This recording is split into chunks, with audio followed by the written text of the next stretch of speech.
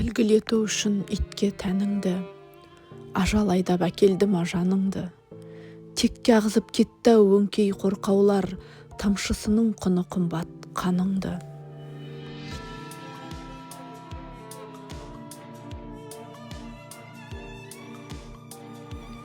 Қорғау үшін ағаң айттың шағымды, ол да мықты, сес көрмеді шалыңды.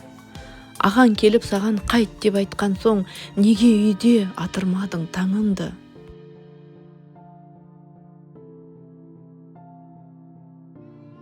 Қайттың ғой, бірақ неге оралдың? Жаның ізгет ит пен құсқа тоналдың. Қазір сенің қандай күйің? Жәйлі ма? Қай сұрақпен айтшы жаным, сұралдың.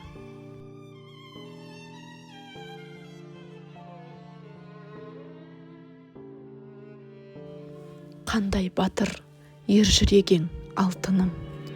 Қорықпадың көрсең де жау қарқынын. Сезбеуші едің өмірдің от жалынын. Сездің бекен қабірдің тас салқынын.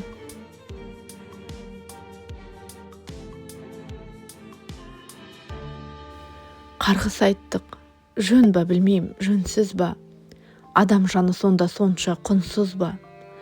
Уа жаратқан, қинамашы енді сен, жердегілер аямады онсыз да.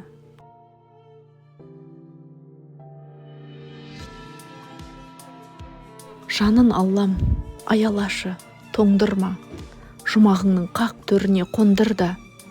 Кешіре көр үлкен кіші қатесін, ал қорқауды жазалай бер, оңдырма.